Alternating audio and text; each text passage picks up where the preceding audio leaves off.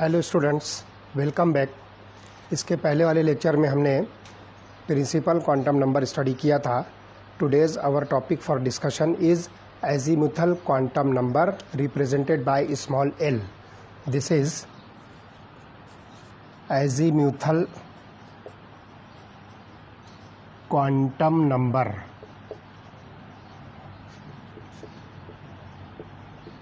and it is represented by small l। जैसा कि हमें मालूम है कि प्रिंसिपल क्वांटम नंबर हमको नंबर ऑफ शेल्स की इंफॉर्मेशन देता है कि आपका पर्टिकुलर इलेक्ट्रॉन कौन से ऑर्बिट में होगा, फर्स्ट, सेकंड, थर्ड, फोर्थ और any other orbit. This number is also called as subsidiary quantum number. इसको आप जो है सब्सिडियरी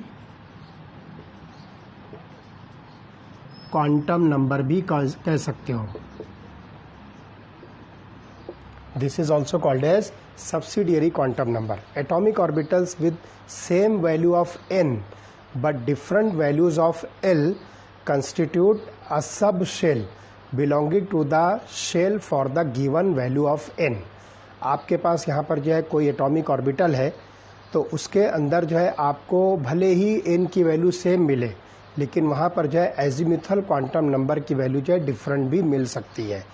यहाँ पर फॉर एग्जांपल आपके पास जो है n की वैल्यू फॉर एग्जांपल 1 है, या n की वैल्यू फॉर एग्जांपल आपको जो है मिलती है 3, तो l की वैल्यू जो है 0 भी हो सकती है, l की वैल्यू जो है 1 भी हो सकती है, l की वैल्यू जो है 2 भी हो सकती है, इट में भी।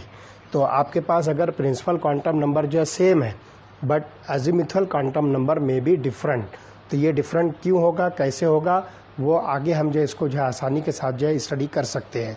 तो अलग अलग इलेक्ट्रॉन जो है अलग अलग सब शेल्स के अंदर जो है प्रेजेंट होंगे। आप यहाँ पर ध्यान दीजिए कि न्यूक्लियस के सराउंडिंग में आपको ये जो ऑर्बिट्स मिलते हैं, इन ऑर्बिट्स के अंदर जो है सब शेल्स होते हैं। उन सब शेल्स को आप जो है सब्सिडियरी क्वांटम नंबर से जो है रिप्रेजेंट करोगे, that is nothing but L. ये सब शेल्स क्या हैं, इसके जस्ट बाद हम जो इसको स्टडी करने वाले हैं। तो यहाँ पर देखिए फॉर एग्जांपल आप जो है थर्ड शेल अगर कंसीडर करते हो जिसमें प्रिंसिपल क्वांटम नंबर n की वैल्यू जो है 3 है, तो this third shell contains 3 sub shells with 3 different values of azimuthal quantum number. जैसे कि मैंने यहाँ पर आपको बताया कि ये जो है थर्ड शेल आपके पास में है, तो l की वैल्यू भी आपको जो है 3 मिलेगी, जिसमें l की वैल्यू एक होगी 0, दूसरी होगी 1 और थर्ड होगी 2। तो यहाँ पर जो है ये बात जो है आप बहुत इजीली जो है समझ सकते हो कि जो वैल्यू n की होगी तो उतने ही नंबर ऑफ सब शेल्स आपको मिलेंगे। तो ये एग्जांपल मैंने बताया। अब आप यहाँ पर जो है for example n is equal to 2 अगर लेते हो तो आपको l की वैल्यू मिलेगी 0 और l की वैल्यू मिलेगी 1। और एग्जांपल आप लीजिए n इज इक्वल टू 1 अगर आप लेते हो तो l की वैल्यू आपको मिलेगी ओनली 0। तो इस तरह से यहाँ पर जो आप एक बात ध्यान रखिए कि जितनी वैल्यू आपको जो है n की मिलती है उतने ही नंबर ऑफ सब शेल्स आपको मिलेंगे।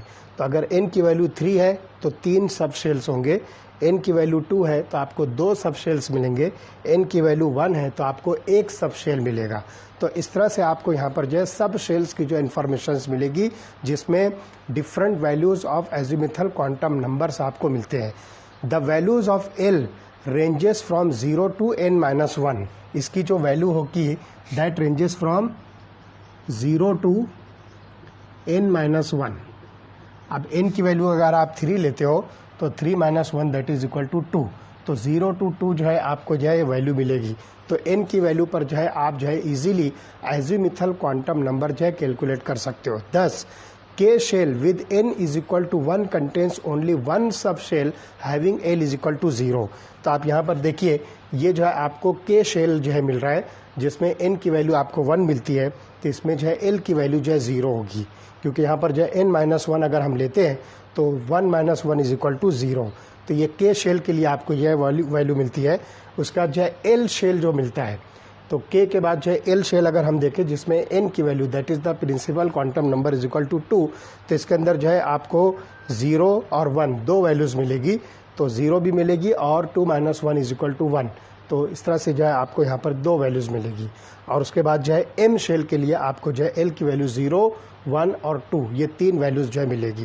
तो इस तरह से सिंप्लीफाई अगर हम करते हैं तो l की जो वैल्यू है that ranges from L is equal to 0, 1, 2, 3 and so on. तो इस तरह से आप जहाँ पर जो है एजीमुथल क्वांटम नंबर की वैल्यू को इजीली जो है काउंट कर सकते हो और उसको जो है डिज़ाइन कर सकते हो और उसके अंदर जो है अलग अलग वैल्यूज़ जो है एल की जो है असाइन कर सकते हो। These are represented by the symbols S, P, D and F. तो यहाँ पर आप देखिए कि आपके पास जो सब्सिडियरी क्वांटम नंबर्स होते हैं उसको आप जो है सब शेल जिसको हम जो कह रहे हैं, these sub shells are represented by S, P, D, F and so on. तो इस तरह से जो है आप इजीली जो है ये बता सकते हो कि एस ऑर्बिटल के लिए जो है एल की वैल्यू क्या हो सकती है, पी ऑर्बिटल के लिए एल की वैल्यू क्या हो सकती है, डी ऑर्बिटल के लिए क्या हो सकती है और एफ ऑर्बिटल के लिए जो है क्या हो सकती है। तो हम यहाँ पर जो है बहुत इजीली एजीमुथल क्वांटम नंबर को समझ सकते हैं।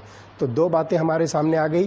पहली चीज़ ये हुई कि principal quantum number gives us information about the number of orbit in which the electron will exist. उसके बाद एजीमुथल क्वांटम नंबर हमको ये इन्फॉर्मेशन देता है कि वो कौन से सब शेल में होगा, either it is present in S, P, D और एफ सब शेल। तो ये दो नंबर जो है आपको बता सकते हैं कि इलेक्ट्रॉन की एक्चुअल पोजीशन उस एटम के अंदर जो है कहाँ हो सकती है। उसके बाद जो है अगला जो क्वांटम नंबर होगा that is called as magnetic quantum number, जिसको हम ml से रिप्रेजेंट करेंगे। अब ये मैग्नेटिक क्वांटम नंबर आपको क्या इन्फॉर्मेशन देता है इसके बाद वाले लेक्चर में हम डिस्कस करने वाले हैं। ओके।